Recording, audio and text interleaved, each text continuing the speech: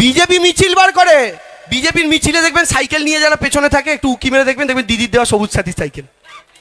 দিদি স্কুলে যে সবুজ সাথী সাইকেলটা দেয় বাচ্চাদের, ওই সাইকেলের ওপর পদ্মফুলের ঝান্ডা লাগিয়ে মিছিল করছে। তার বাড়ির বউ কিন্তু ফ্রি রেশন নিচ্ছে, তার বাড়ির বউ লক্ষ্মীর ভান্ডার নিচ্ছে, অথচ বাইরে বেরিয়ে এসে বলছে দিদি করলোটা কি।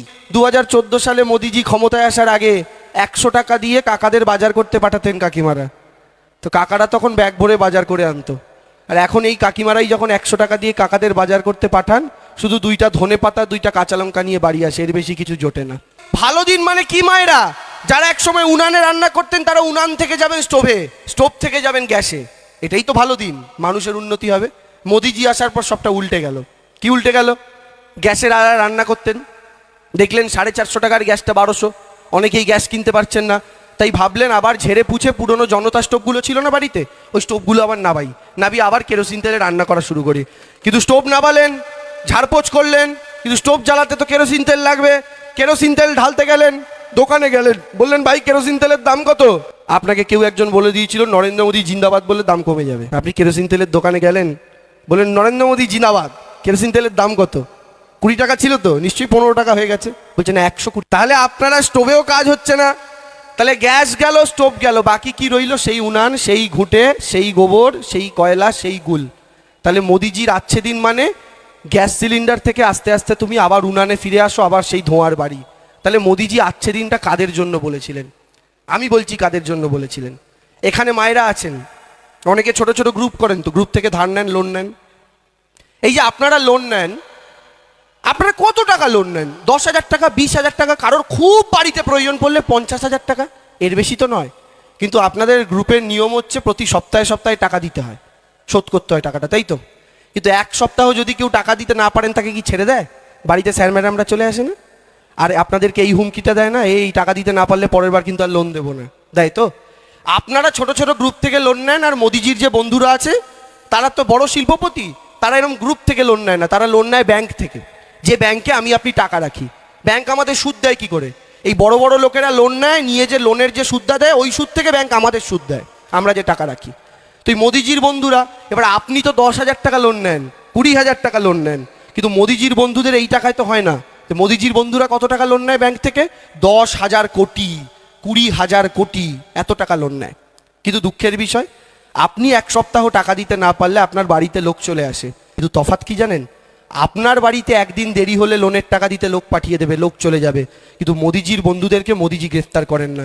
আর আমার আপনার টাকা নিয়ে তো বিদেশে চলে গেল, এবার আপনি বলবেন এই যে 10,000 কোটি নিয়ে চলে গেল, ব্যাংক তো খালি হয়ে গেল, এই ব্যাংকে তো আপনি টাকা রেখেছিলাম, এই ব্যাংকের টাকাটাই তো নিয়ে চলে গেল, এবার ব্যাংকটা ভরবে কি করে? ব্যাংক যদি না ভরে আমাকে আপনাকে তো টাকা ফেরত দিতে পারবে না। তখন মোদিজি একটা বুদ্ধি বার করলো, কি? সব ব্যাটাকে ছেড়ে দিয়ে জনতা ব্যাটাকে ধর। কি কর?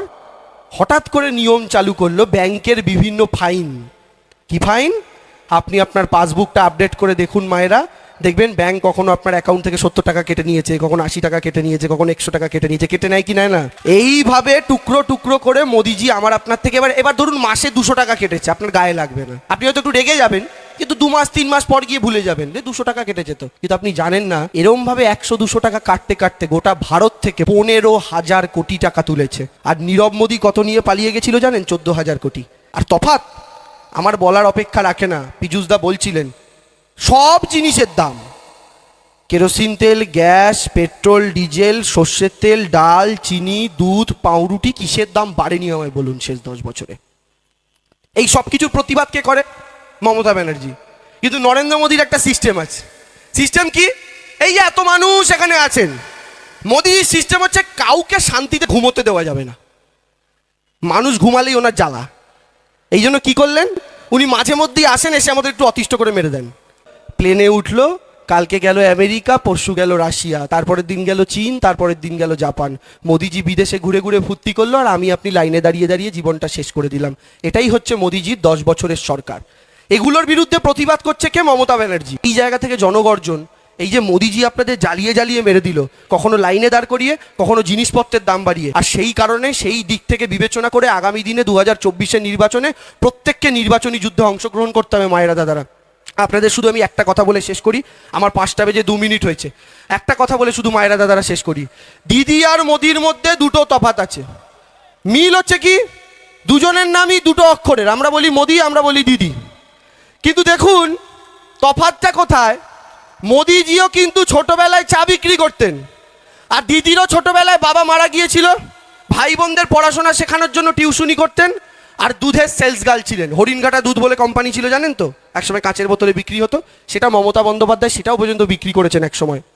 দুজনেই এরকম গরিব ছিলেন, একজন দেশের প্রধানমন্ত্রী হলেন, একজন রাজ্যের মুখ্যমন্ত্রী হলেন, কিন্তু সবটা বদলে গেল।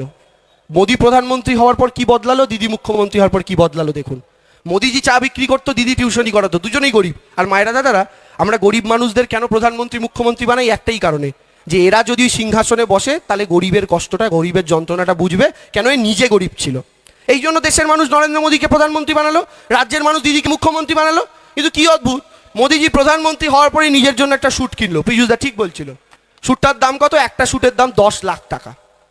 একটা শ্যুটের দাম বোঝেন, 10 লাখ টাকা দিয়ে দিলে এখানে যত লোক আছেন সবার 5 বছরের জামা কাপড় হয়ে যাবে। মোদিজি একা একটা শ্যুট কিনলো 10 লাখ টাকা। যে কিনা চা বিক্রি করতো এক সময়, তার কি এত ফুটানি হতে পারে? না, যেখানেই থেমে থাকেনি। মোদিজির পকেটে যে পেনটা দেখেন, আমরা বাড়িতে যে পেন ব্যবহার করি 3 টাকা দামের অগ্নিজেল, কালি শেষ হয়ে যায় পেনটা ফেলে দিই। কিন্তু মোদিজির পকেটে যে পেন, ওই কলমটার একটা কলমের দাম 1,75,000 টাকা, একটা কলমের দাম।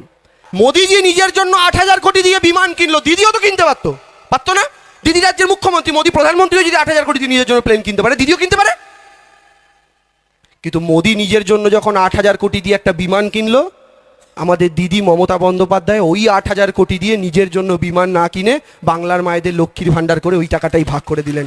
এটাই হচ্ছেন মমতা বন্দ্যোপাধ্যায়, এটাই দিদি আর মোদির মধ্যে তফাৎ। কিন্তু মোদিজির সবচেয়ে বড় দালাল যেটা আপনাদের জেলায় থাকে, শুভেন্দু, ওই বেটা এই কথা কোনোদিন বলে না, কোনোদিন এই কথা বলে না। শুভেন্দু অধিকারীর পাশে, আমি তো জানি শুভেন্দু বাবুর বাড়ির লোকেরাও, বাড়ির যারা মা কাকিমারা আছে তারাও লক্ষ্মীর ভাণ্ডার নেয় লুকিয়ে লুকিয়ে, আমি শিওর। আর আপনি দেখবেন আপনাদের এলাকায় যে মহিলারা বিজেপি করে, আপনি দেখবেন তারাও লুকিয়ে লুকিয়ে লক্ষ্মীর ভাণ্ডার নেয়, তাই তো? বিজেপি মিছিল বার করে, বিজেপির মিছিলে দেখবেন সাইকেল নিয়ে যারা পেছনে থাকে, একটু উকি মেরে দেখবেন, দেখবেন দিদির দেওয়া সবুজ সাথী সাইকেল। দিদি স্কুলে যে সবুজ সাথী সাইকেলটা দেয় বাচ্চাদের, ওই সাইকেলের ওপর পদ্মফুলের ঝান্ডা লাগিয়ে মিছিল করছে। তার বাড়ির বউ কিন্তু ফ্রি রেশন নিচ্ছে, তার বাড়ির বউ লক্ষ্মীর ভাণ্ডার নিচ্ছে, অথচ বাইরে বেরিয়ে এসে বলছে দিদি করলোটা কি। এই লোকগুলোকে দেখে সত্যি বলছি বড্ড রাগ হয়। আমি আপনাদের শুধু এই কথাই বলবো, বক্তব্য দীর্ঘায়িত না করে, আমার সময় সত্যিই শেষ। মায়েরা দাদারা, শুধু আপনাদের থেকে দুহাত তুলে জানতে চাই, দিদির পাশে আছেন তো? দিদির পাশে আছেন তো? আছেন তো? তাহলে গলার জোরে চিৎকার করে বলুন দেখি, মমতা ব্যানার্জি।